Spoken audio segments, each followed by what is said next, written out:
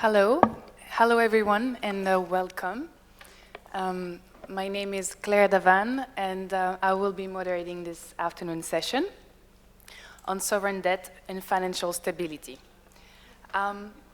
We are missing two speakers today, unfortunately, but we are lucky enough to have this wonderful panel with us.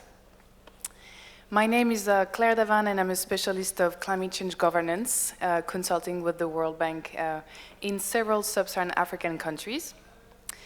I want to thank the organizers, the Amadeus Institute, for inviting us this year and for all their work for this incredible Southern forum. So in this session, we will be discussing the fact that not all debt is created equal.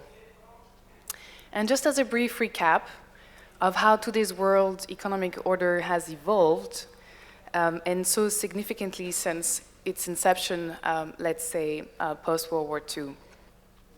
The aim then was to create a stable framework for global economic cooperation and reconstruction. To that end, institutions like the IMF and the World Bank were created primarily to address Western economic growth, global trade liberalization, and efforts to maintain a balance between state intervention and free market principles. Fast forward, 80 years later, some key differences. Some include the rise of multipolarity, with emerging economies like China and India playing more significant roles. There's also a shift toward addressing global challenges such as climate change, inequality, and digital transformation. Additionally, we've seen backlash against economic globalization in many quarters, in many areas in the world, with movements reconsidering traditional growth models, usually toward more protectionism and more regionalism. And all of this influences global trade and investment flows. So, in a nutshell, there is a tension between established norms of economic liberalization and new priorities for equity and sustainability. Today, developing and emerging countries face higher borrowing costs and limited relief mechanisms, all of this creating a cycle of dependency and default. And we'll get to that in a minute. So for this panel today, we have two groups of speakers. We have former political leaders with policy experience, and we have academics and policy analysts.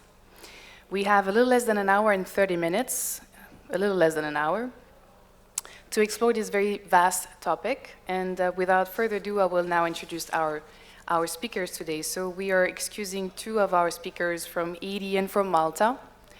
And so we'll go with our first speaker today, who will be His Excellency Professor Arkebe Okubai, who's a former senior minister and special advisor from Ethiopia, and also a professor at SOAS in London. We also have, in the group of fully academics and policy analysts, we have Professor Paola Subacci. She's a professor at Sciences Po, incoming chair in sovereign debt and finance. We also have Carola Ramon, who's the vice president of the Council of Foreign Relations, CFR, from Argentina. And finally, we have Professor Jibril Fall, who's the director of GK Partners. So let's start with our first speaker, His Excellency Professor Arkebe Okubai. And my first question to you would be about emerging economies, particularly those investing heavily in infrastructure, such as Ethiopia. How do we balance the long-term benefits of infrastructure projects with the short-term risks of debt distress? Thank you. Thank you very much. The sovereign debt issue is an important strategic issue for African governments because the essence of sovereign debt is about financing development. How do you finance growth? How do you finance development? In general, I will try to start by highlighting debt is not a bad thing. Every company, every firm, usually we take loans from banks, would make investment, will get return on investment, repay on time, expand businesses.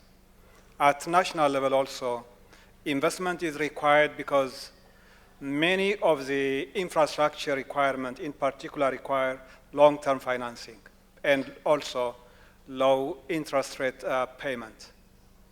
So if we look globally now, the GDP of 2023 was $106 trillion.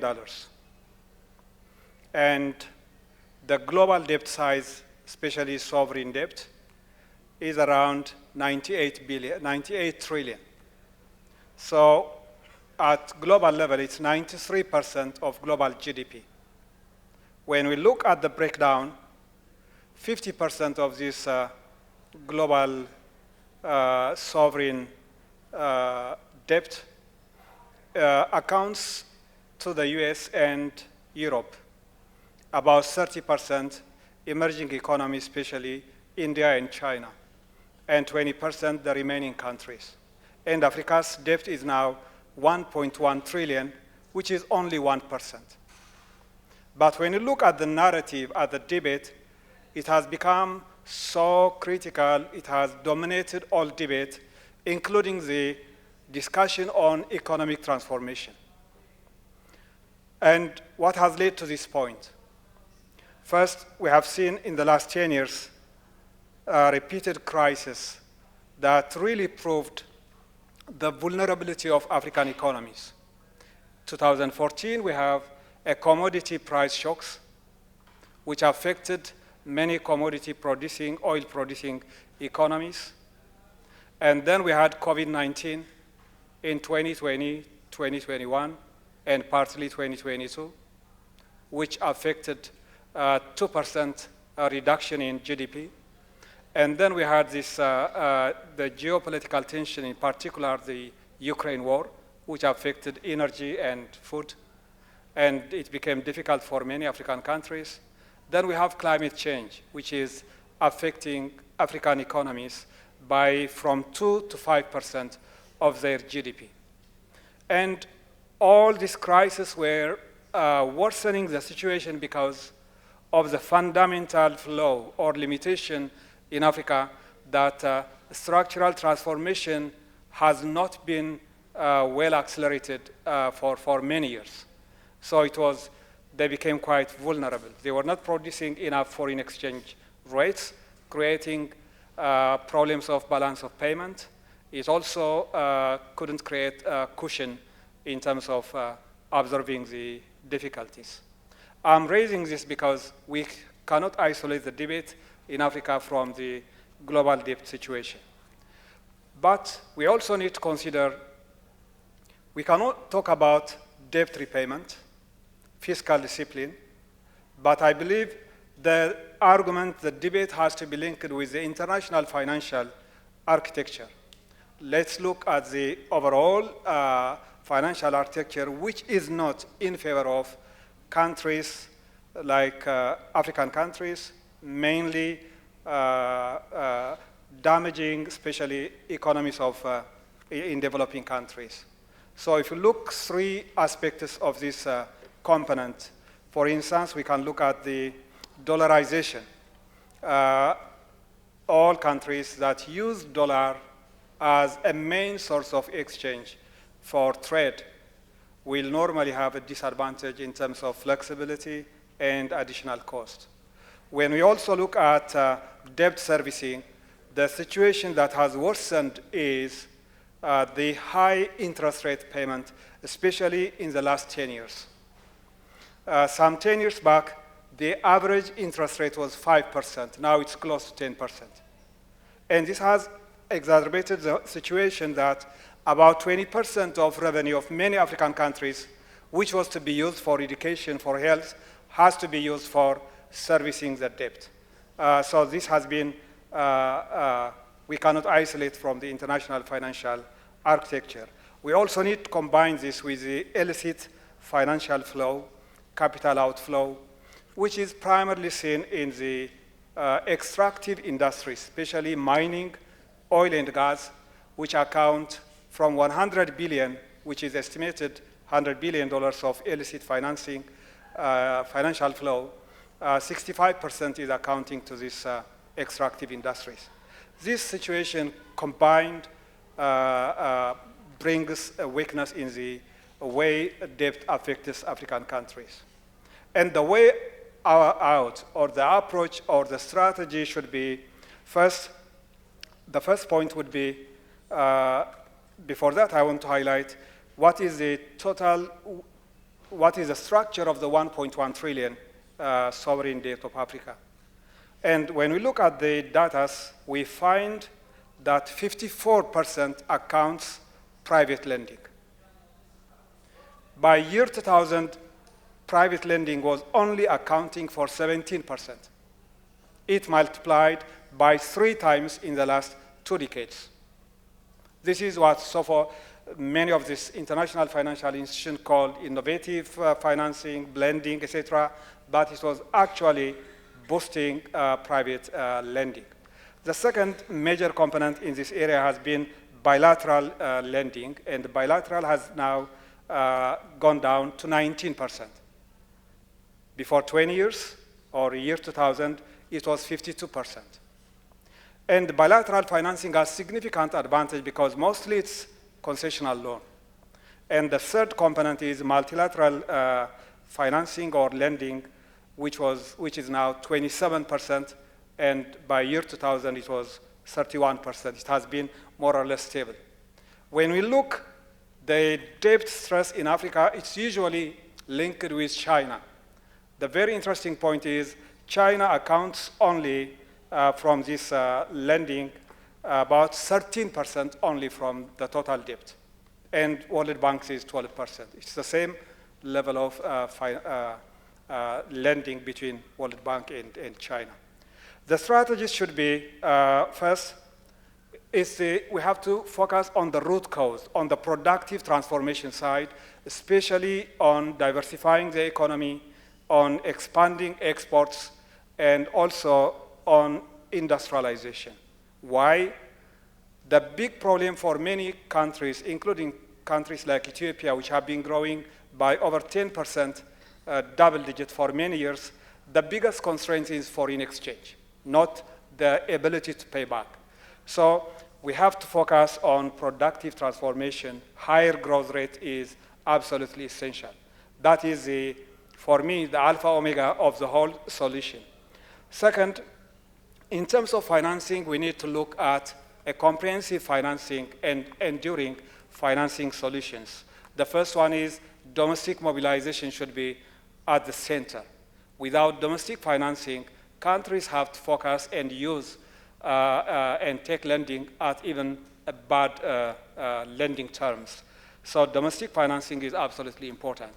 And then the second element that needs to be expanded is concessional loans from bilateral and multilateral. World Bank lending assets are $500 billion only. Compared with China's $3 trillion, it's insignificant. And World Bank needs to expand. Other development financial institutions also need to expand their financing, and concessional is going to be important. Then I will emphasize if the attracting foreign direct investment is also very, very critical, because that can create jobs, that can create improve productive capacity, but it also reduces the burden of lending externally. The other part of the solution should be there must be a debt restructuring and debt cancellation. It's impossible, African countries now with the current level of debt stress, they will not be able to move to the next level if this issue is not addressed. The international community must be able to come up with a combination of solutions of debt cancellation, those linked with multilateral and bilateral, and then debt restructuring, those that are linked with private lending. And the other element I would like to highlight this should not be separated from reforming the international financial structure and the global governance system. And finally, I also believe that the global south, including African countries, must be able to tap the resources in emerging economies, the resources in the global south. Thank you. Thank you very much. That's a great transition to our next speaker, Professor Paola Subacci. And I just want to echo what you just said, Professor, about reforming the global financial architecture, and to be a bit provocative. There was I want to share this opinion piece, which was in Al Jazeera 4 days ago by Professor Perry at UCLA. And his piece opinion was about the fact that the IMF and the World Bank, his words, must be abolished, as these two institutions tend to enslave climate-stricken nations with debt, making the consequences of any climate disaster that much worse. And he was talking about, you know, the impacts of climate change in most of the Caribbean islands and all of the islands in general, the small island states. And by that, he meant that the austerity measures that usually are recommended by the IMF put a stress on the economies that would otherwise need long-term investments from the public sector to adapt infrastructure to climate change. So my question to you, Professor, is more in the sense of not abolishing, but maybe reforming the global financial architecture, and how could we create a more equitable framework for sovereign debt restructuring in emerging economies? Thank you. Thank you, Claire. Well, actually, at this current juncture, it could be possible that the IMF and the World Bank will not survive. We don't know yet what the incoming US president will do vis-a-vis the international organization. He might decide not to continue to contribute to their budget, and that will be already a quite, I'm not saying an existential threat, but very close to an existential threat. But actually, let's do an exercise, a thought exercise. What would be the world if the IMF and the World Bank won't exist? Back to what Professor Hukubai was saying is developing countries need capital, need to mobilize capital now for investing in the future. That is the theory, and not, hopefully not to just spend for current spending. And you can say, make comparison to our lives, right?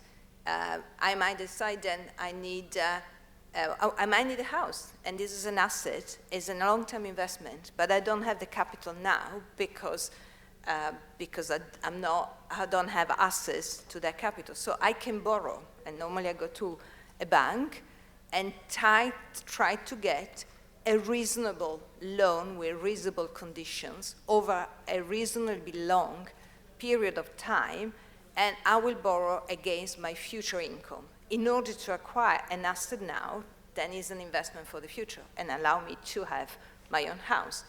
So, and that is actually something very similar happen at the sovereign level for a country, so investing for the future. So the problem that many developing countries face is how to get this capital.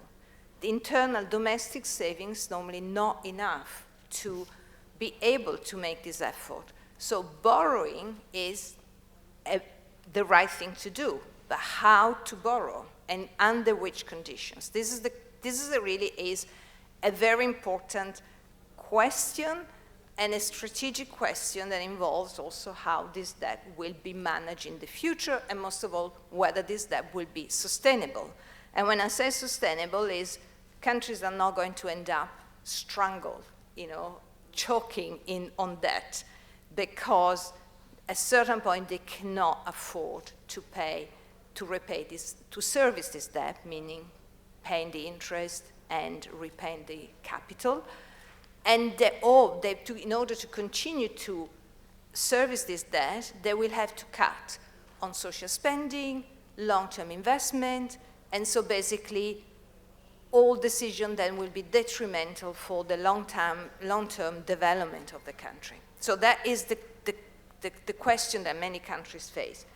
Now, why do we have the World Bank? The World Bank was established in 1944, and we celebrate its 80th anniversary in Bretton Woods in the United States as a way to provide concessional credit to countries that needed this capital for their development. And that itself is a very important function. This is really, capital is a public good that will allow countries to develop. And that was the intuition and the great idea that the architects of the current financial architecture at the time in Bretton Woods put together and they implemented by creating the right institution. So again, providing capital for long-term investment. The IMF is providing capital for short-term crises, right? Now, the fact that these institutions have made and possibly are still making mistakes shouldn't be enough, a good enough argument to say we should abolish, but we should, and we know that over the years, particularly in recent years, there have been attempts to remedy some of the mistakes, and in particular moving away from some fundamentally wrong, especially from an economic point of view, ideas that you need to open your capital account, you need to let all this capital flowing in your country or flowing out, so creating a lot of instability. That was a bad recipe, and actually there's been a big correction in the side. So back to Professor Okubi, the 3 points that he made: dollarization, high interest rate, and capital flow. I'm afraid there is nothing we can do about dollarization. This is a structure. We can't really sit at the table and say, now we want to abolish the dollar system. Yeah, you can try, you can say, nothing happened. As long as everybody uses dollars and international trade is settled and paid in dollars, then dollar is the main asset, is the most liquid asset you can have internationally, then there is nothing we can do. We can decide, everybody can all vote in this room to abolish the dollar. I don't think we will see any difference, not least because if you go out of this room and we try to get a taxi and we don't have the local currency, but we have dollars, the taxi driver will be happy to take dollars. That to say is something structural, so I don't think there is much point to discuss which kind of international monetary system. China is trying to develop their own international currency that will, if it's going, it will happen slowly, that will provide an alternative and a more balanced system, but that's for the future.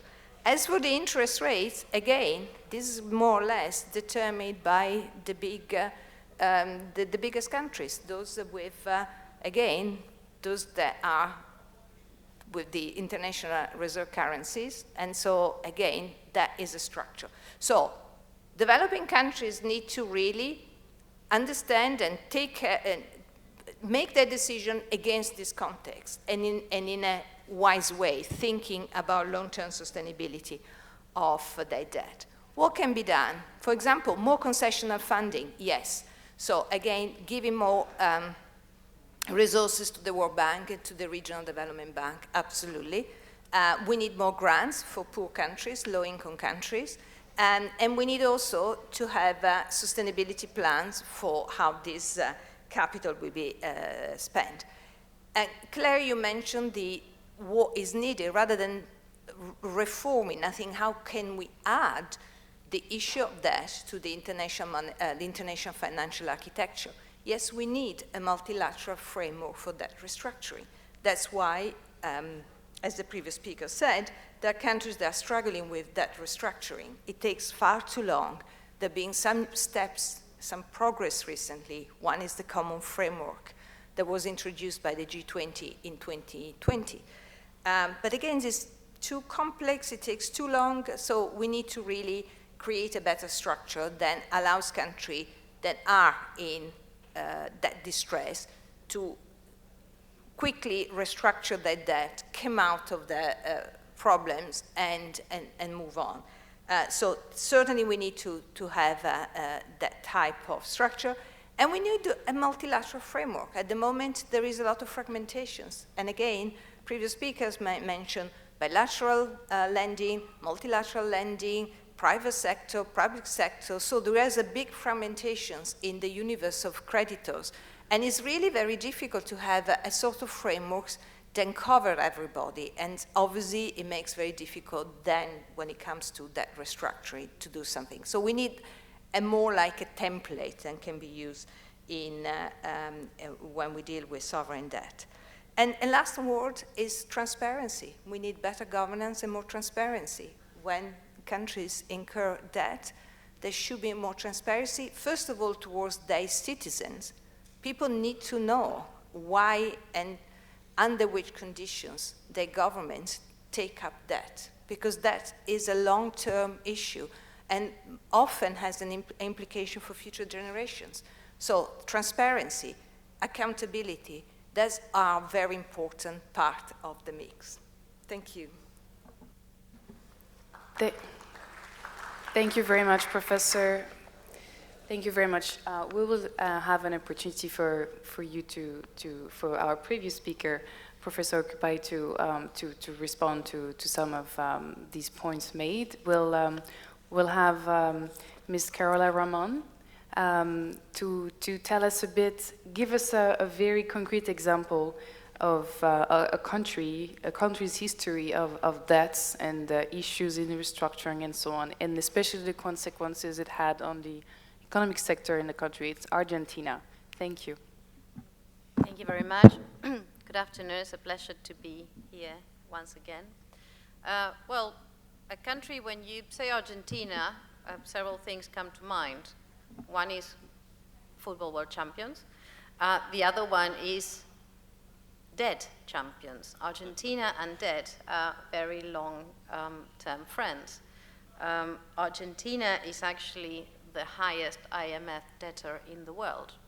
We joined IMF in 1956. The first loan agreement was in 1958, and since then another 20 agreements were signed, of which, so 21 agreements in total since 1958, 9 of them were defaulted, 3 of those defaults in the last 20 years. So it's sort of speeding up the pace of the frequency of default. And the last agreement was struck in 2018 for a staggering 55 billion, which was the largest loan ever signed by IMF history, which also leads me to put a question mark. My colleagues were talking about the global financial architecture. Should countries be allowed to borrow so much, and under what circumstances? And we were just mentioning, is it long-term borrowing for development, or is it short-term crisis? Why are you borrowing? Are we all, I mean, is it Argentina is a serial defaulter, obviously, but also who's guilty?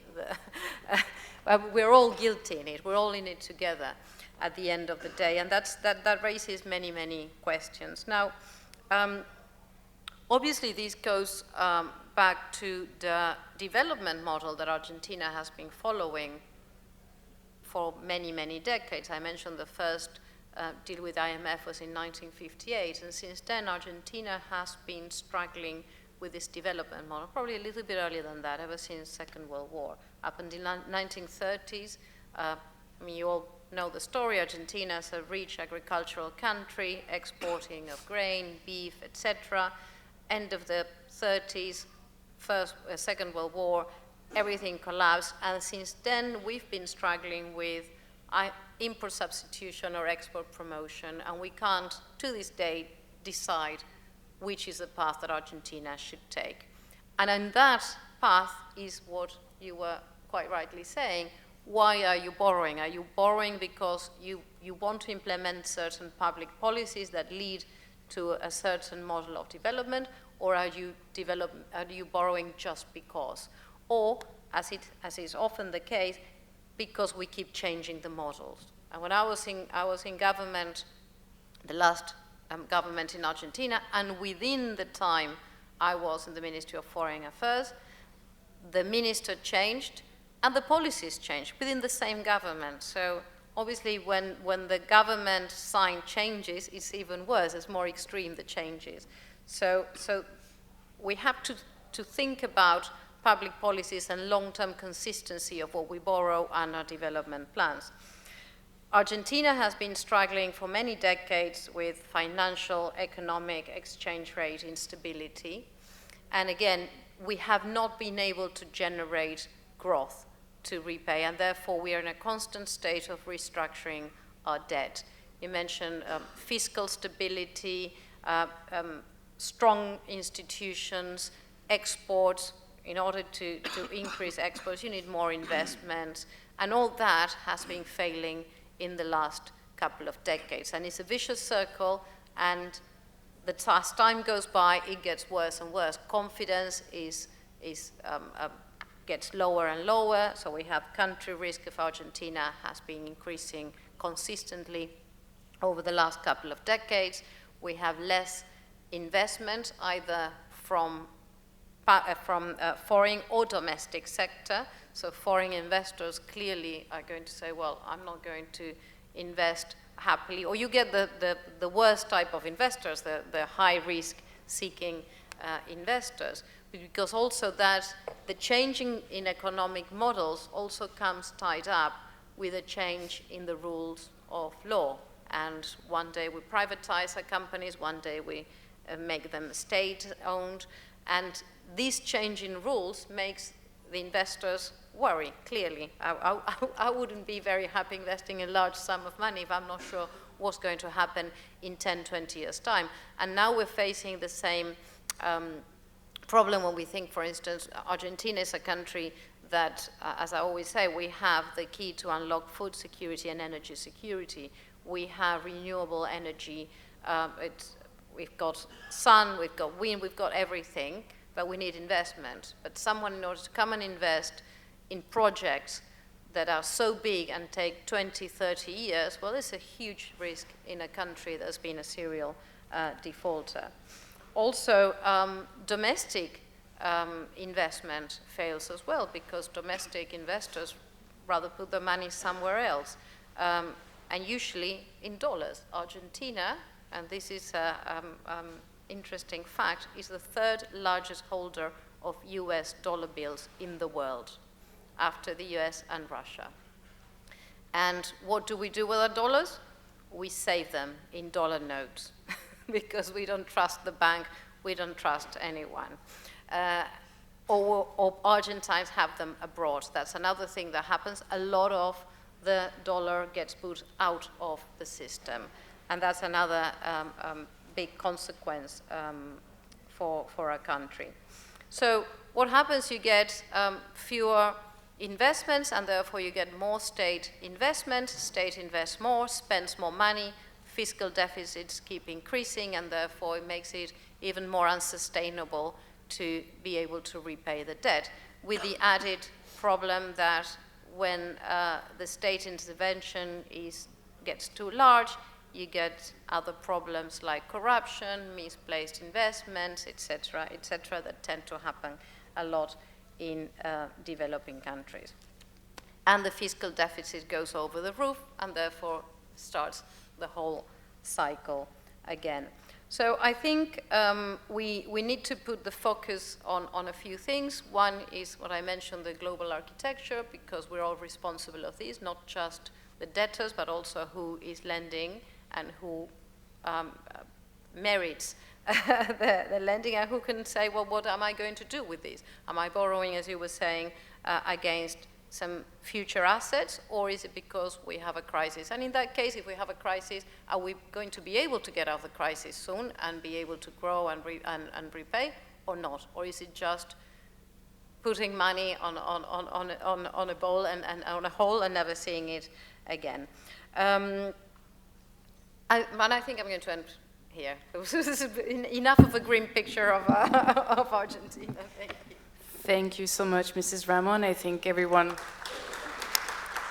agrees that we could not have a panel on sovereign debt without a representative from Argentina. I was wondering, I'm changing my mind for my next question. I'm sorry, Professor Fall, I hope you forgive me, but I was just thinking, Mrs. Ramon, you mentioned this vicious circle, and it goes on and on and on and on. could blended finance be a solution for a case like Argentina? Or are we learning lessons from such situation? And what would be the innovative finance instruments that could be used in this case, or any lessons that we could draw from your experience, Dr. Fall? Thank you. Yes, I think this sort of takes us as to who is the lender. Because I think it is true that there's irresponsible borrowing and there's irresponsible lending. Broadly speaking, we agree that the bilateral and multilateral lenders, institutions, are a bit better than the private lenders, because it is the private lenders who tend to hike up the rates, and it is also them who, when you default or at a risk, will bundle your debt and send it to vulture funds who would end up seizing state assets abroad. Countries don't do that, World Bank don't do that. So the concept of who is the lender is important. Now, some of you will remember an iconic image in the summer of 2005, because leading to the millennium 2000, there was the Jubilee 2000 movement about debt cancellation. And this was mainly the slightly better lenders, that is the governments and the multilateral, and people saying, you'd lend irresponsibly. Now it is too much of a burden on so many countries. The debt should be written off. And the concept of HE.Mr came up, and then the Paris Club agreed to write off a number of debts. On a particular summer's day in 2005, it was the chair of the G8 was UK. We had the G8 and we have the EU presidency at the same time. And our Chancellor of the Exchequer, the Minister of Finance, Gordon Brown, came out at number 11 with the media of the world standing there saying, we've written off X hundreds of billions. I was sitting inside at number 11. We were having a meeting with him. He went out, and we were watching him from inside, and he came back. But even then, concerns amongst the diaspora and others working in development finance has been this architecture needs a little bit. And within this framework of who the lender, the theory has been that diaspora as lenders should be explored. Not that it's a replacement or it's better, but should be explored, because they may bring a greater degree of patriotic patience and even possibly patriotic discount on how much is charged. So this is the theory, and it's been tried. In some places like Israel and China and India, it's been proven that it works. And Africa has been trying. We still haven't been there yet. But 2005, this happened with the debt cancellation. One of the beneficiaries was Ghana, which was considered a HE.Mr at the time. And 2 years after that, in Africa, Ghana had a first go at doing a diaspora bond. It was called the Jubilee bond. Long story short, it failed in that it was not fully subscribed. And I won't go into the details of why not, but we've published, and it's on the internet. I did a piece of work for the African Union on the state of diaspora finance, and we've done a full profile and study of the different bonds in there. So 2007, Ghana, undersubscribed. Ethiopia came with 2011, the big one relating to the dam. Long story short as well, it failed because you needed billions that wouldn't be raised, and there were issues with the Securities and Economic Commission, the SEC in America, and all that. Kenya had a go, 2013. It also was undersubscribed. Then Nigeria came, 2017. First, they've learned from those errors. They adjusted, corrected. And then they did a tour. They went around to visit their diaspora. And after going to the States and England, United Kingdom, Their target was to raise 100 million through the diaspora bond. They revised it to 300 million, and it was oversubscribed. And it was redeemed in 2022 successfully. Now they're talking of 100 billion, they're talking of multi-billion bonds. That's the discussion. What we found, because of course by the time the deals are done, there's the questions of privacy as to who the investors were. But there's a scholar called Femi Bolaje at University College London who's been able to get some data that there's a great likelihood that what we think of who the lenders are, that is many Nigerians investing small sums, that did not happen. That it was fewer Nigerians putting lots of money. That's the situation. But still, the possibility of having a vehicle whereby the lender people who would be more patient and may take a lower return, I think it's worth for that to be part of the ecology. So I'm not amongst those who push it and market it to say this is the best thing, but I'm saying it is needed in the ecology because borrowing is needed. So that's the global bond method, that is borrowing from abroad. I think the exciting one that really can, in my view, can fly, and I'm originally from the Gambia, and we are having a go at this, is the domestic borrowing. And you mentioned the importance of domestic borrowing. With the domestic borrowing, governments hardly actually ever default on the domestic borrowing. And although for the global borrowing, we say we borrow to invest, in fact, the domestic borrowing, they borrow to eat. So most of the daily running, operational, consumptive spending of the government is local borrowing.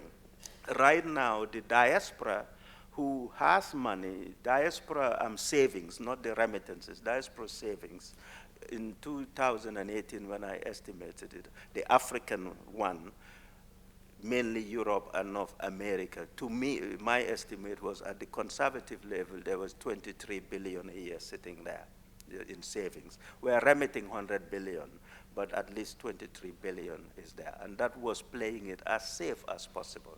So attracting some of that savings into local funds, there might be some mileage in there. Now, and if you were to do it and it's local borrowing, then the question of people say, but why would the diaspora do that? Borrow using hard currency, dollars, and they're going to earn back their interest in local currency. Why would they do that? Well, they have local currency costs. That's why they're sending remittances. So they're earning local currency. It's not a bad idea. Many members of the diaspora are beginning to do that, to do different things to earn currency. So we've been trying to convince governments to say, and since we know that when the diaspora send even a capital to invest, they are very unlikely to ask for it to be reconverted to dollars to be repatriated. They are likely to reinvest. So we're saying to them, why don't you take the chance and guarantee that if they buy using hard currency, you can return the capital, not the earnings, the capital in hard currency. At that way, your problem of chronic shortage of hard currency, this would begin to mitigate it a little bit. And of course, their earnings locally will be in local currency, and they need the local currency. That way, the diaspora now become fully engaged in local mobilization. And there's other little things you can do. For example, if you take the Ethiopia bond, one of the reasons why it would be attractive is because it's linked to a specific project. So the idea of specific project is powerful. Then you say, I built this or I did this. So you can do this with local borrowings, a small ticket. So instead of hundreds of millions, you say 50 million, small ticket, something specific, 3 years in and out, you and local money, and at the expiry of the 3 years, you can reinvest this another project. I'm from Gambia originally. What I tell Gambia and partners is, because we're a small country with big migration, His Excellency here was mayor of Addis Ababa. and he had a population of 5 million. The Republic of the Gambia is 2.5 million. And in fact, when I left Gambia in 1987, it was 600,000. So I say to partners, it's worth trying this out in Gambia, because even if it fails, it's not painful. Yeah? So now where we are, the Minister of Finance is fully committed, is on public record that we'll try it.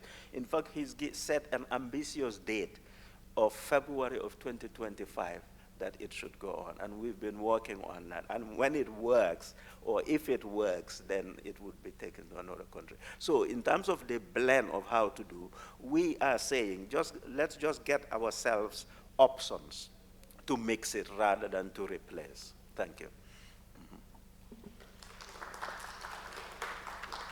Thank you very much for this very convincing, compelling presentation of blended finance, and that gives me, that gives us the floor to His Excellency, Mr. Professor Okupai, to respond and maybe reflect on what was just said in this round of questions. Yeah, it's very, very interesting, and I would like to build on what has been presented by distinguished panelists. If we look at Ethiopia's experience, it's the second most populous country in Africa, now nearly 130 million population, and it's a low-income developing country, so the starting point has been a very low base. But one key aspect of the Ethiopia's trajectory has been it has primarily focused on high growth, high economic growth, despite rapid population growth. And the primary focus was on agriculture at the beginning in 1991. Then after 2010, the focus started to shift to manufacturing-led industrialization. And during this period, the growth rate has been quite impressive.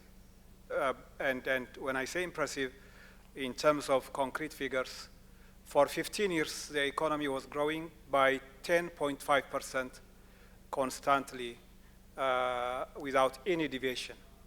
And this is based on World Bank data. And for about 10 years earlier, it was growing by 5.5% in the 90s. And this growth rate was twice Africa's average. When 10.5 growth was for 15 years in Ethiopia, the average African growth was about 5%. So a critical component in this process was the financing issue, financing in infrastructure.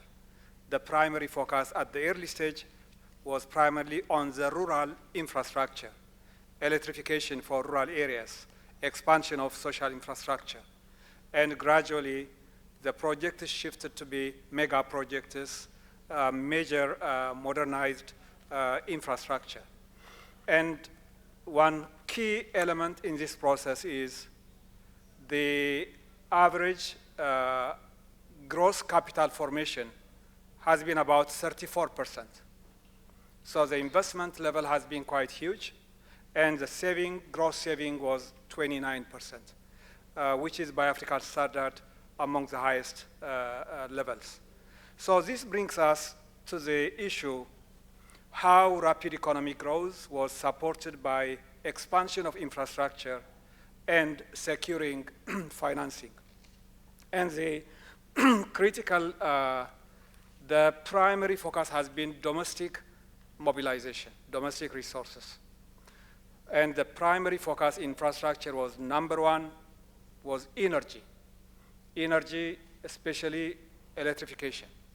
So upgrading transmission lines, substations, power generation. And Ethiopia has been expanding in terms of per capita expansion of electrification. Ethiopia has been quite the highest. And in the last like 25 years, over $25 billion has been invested in in power generation and national grid upgrading. And this was possible primarily by local mobilization. I want to bring one specific important project, which my brother mentioned, the Grand Renaissance Dam of Ethiopia, which is on the River Nile, and it's generating, the project size is the biggest hydropower project in Africa, 6,600 megawatt. And the entire resource for this project was entirely mobilized domestically. Not just because the government opted for that, but because of the geopolitical tension around River Nile. The World Bank was not willing to give lending. The Chinese were not willing to give lending because it became politically quite sensitive. And it has been an important project at national level in the country, so the government decided to pursue to build it by domestic mobilization. And the project amounted over $6 billion entirely mobilized locally. And here different options were used. Resource from treasury, resource from local domestic development banks. And an important contributor was the diaspora bond, which was a rallying point as well. So the diaspora were buying bonds for the Grand Renaissance Dam. So it was a very sensible national project that required huge mobilization, but it also demonstrates that domestic mobilization is quite possible. And in terms of mobilization, the additional resources have been diversifying external financing. World Bank provides financing, but mostly for road and urban water projects. But we don't see much financing in terms of hydropower because the amount of financing is quite significant. But the government has been taking lending, concessional lending from Exim banks of Turkey, Exim banks of Chinese Exim banks, Indian Exim banks, from bilateral source, Japan, and also European Development Consortium. So a key component has been to use all potential sources of concessional loans. The concessional loans, the biggest advantage is interest rate is lower, and it gives also a longer period of repayment. And in general, it's basically a soft loan. And, but this is not quite easy. For instance, the relationship with the international financial institutions has never been a love affair relationship. It has always been a love and hate relationship. We had times when the IMF put sanction on Ethiopian government because the Ethiopian government was not willing to accept the conditionality of IMF. And it was not the Ethiopian government that was wrong. It was IMF that was wrong. And this is well documented in Stiglitz' book, who was the chief economist of the World Bank. And then I also would like to highlight an additional source of financing for public enterprises. As we all know, Ethiopian Airlines is the largest state-owned enterprise in Ethiopia. It generates about $7 billion from export services. It's one of the largest airlines globally, among the top 25. And it has been up to now using over 50% of its financing has been from international capital market. And many banks and many institutions are willing to lend to Ethiopian Airlines because they know that the airlines is profitable. They know that it's a creditworthy institution. And the key lesson here that I want to highlight is public enterprises are key players in development of African countries, but a key focus we need to put is that the state-owned enterprises should be disciplined, should be able to survive on their own, and should be creditworthy. So in total, the experience has been using combination of factors.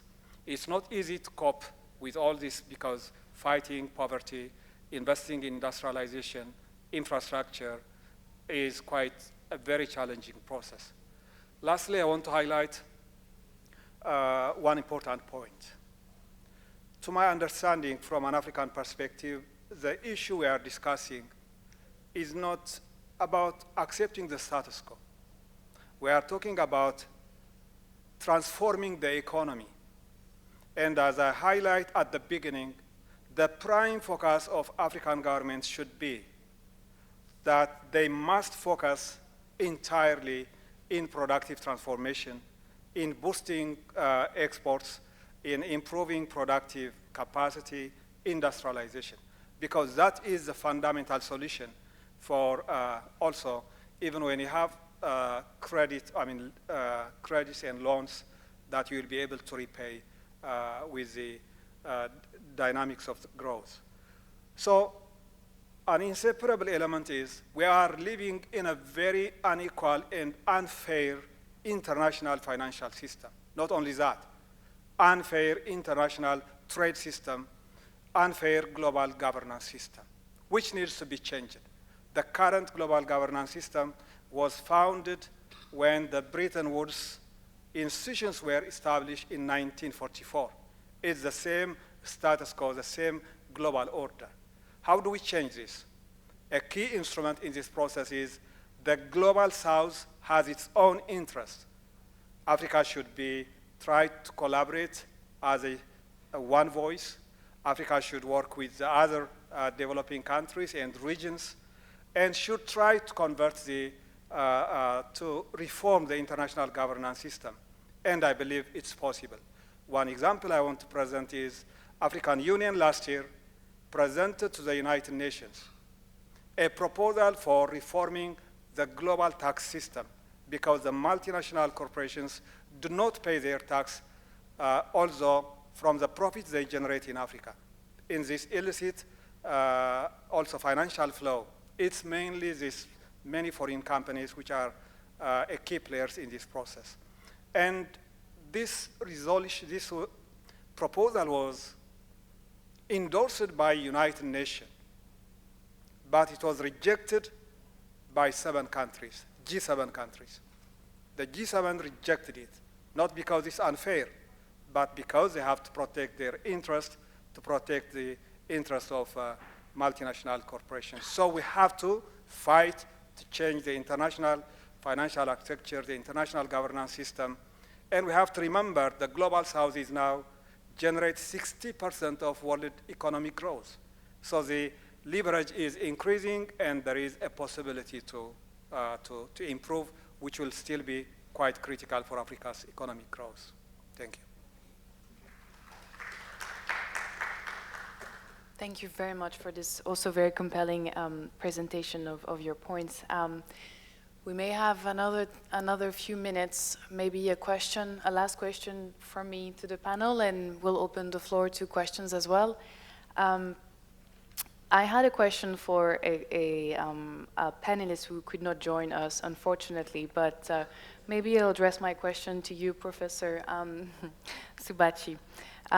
It's about, we've all followed the COP, the last COP, and the very disappointing result in climate finance, the agreement that was signed. I mean, that came out of this COP, and a question to bridge the last 2 presentations. In terms of strategies for debt management without exacerbating fiscal constraints, if we want to integrate climate resilience and all of the funding for infrastructure, adaptation and maintenance that is needed for the future for people, I mean, for places to stay livable, and most of these countries happen to be in the global South. Could the example that was given from our colleague from Gambia, could it be mobilizing domestic finance and diaspora and so on? Could this be the best hope for people to get the funding needed to adapt their infrastructure? Could this be a possibility? Could it be hopeful enough? Just wanted to have your opinion about that. Thank you. Let me be very, very quick because I like to listen to questions. Actually, there isn't a recipe that is better than other. There are savings, and there are countries, lots of them are in the advanced economies, with excess savings.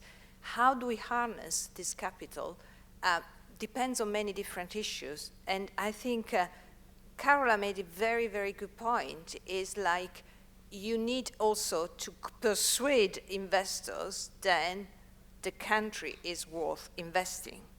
And that means one important issue in international regard with sovereign debt is that country can decide to default. There is no way, they have effect what we call the immunity. So if a country decides to default on its debt, he can default on his debt. And the only reason countries do not default is because they want to keep access to international markets. But there is nothing that will prevent them to do this. And so obviously, if you put your foot into the shoes of the investors, they want to know, as Carola said, whether they're going to get the money back. So again, what I'm saying is that we need to be two to tango here, and we need to have a good and responsible system of responsible lending and responsible borrowing. And so again, lenders should be aware that where they're lending, and now there is a recent development in legal development, particularly in the New York court, and I don't get into the details because I'm not a legal expert, but they are really suggesting that now lenders that can try to exploit a situation of that distress cannot get their money back. And that is good, because you need to know, you need to be responsible when you lend. But if vice versa, you need to be responsible where you think. So again, transparency, accountability, openness to your people, to citizens of the country, but also to the rest of the world is critical. In order also to reduce the cost of borrowing, because transparency means then there are institutions and a country that is willing to pay back its investors. And by the way, a lot of investors, you ask a question, are normal people. A lot of these are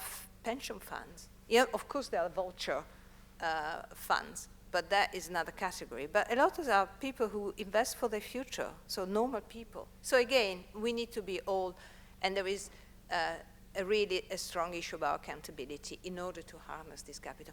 Just one thing about the G7 and the tax regime. Actually, the G7 are committed to improve the tax regime. They came up with 2 years ago under the UK presidency to a very robust proposal to improve again the cross-border capital regime and to avoid that there is tax evasion, particularly at the level of multinational company.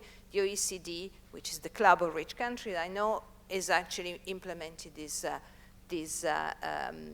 proposal, and the G20 have also been pretty involved in reducing and improving the international tax regime. So again, I'm not entirely sure why the proposal was rejected. I'm not a tax expert, but is an issue that is very, very present on the international agenda at the level of advanced and developing countries. Thank you.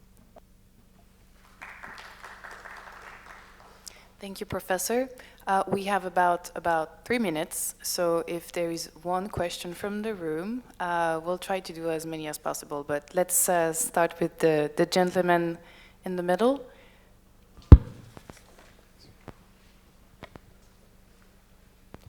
Thank you very much, Peter Hefele from Brussels. We didn't talk about the trade issue, but many points you, Excellency, pointed out, export diversification, industrialization relates on a robust and open trade regime.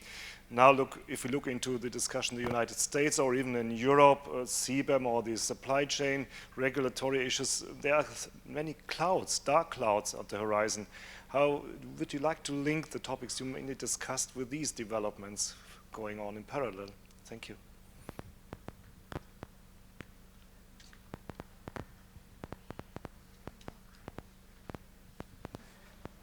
Please, yes, let's have another. And we are very tight by the time, so I'm sorry about that. But Please introduce yourself quickly and ask your question. Yeah. Thank you so much. Thank you very much. Professor Farley, we have been looking at borrowing externally, and the Excellency said, you know, when you do domestic mobilization of resources, you can have control on your development trajectory. From the failed amount of money, 300 billion that are supposed to be given for Africa to do climate financing or transition financing, can we not use a different perspective, like, let's say, natural capital financing? So we say that we can produce more dollars by backing these dollars with our natural forests in the Congo basins, so we do not need gold and the rest. Can't we look for alternative mechanisms saying that if we have to keep the forest, then we can print money. So if we destroy the forest, the money reduces. So can't we look for alternative mechanisms internally to be able to develop such mechanisms to finance our development?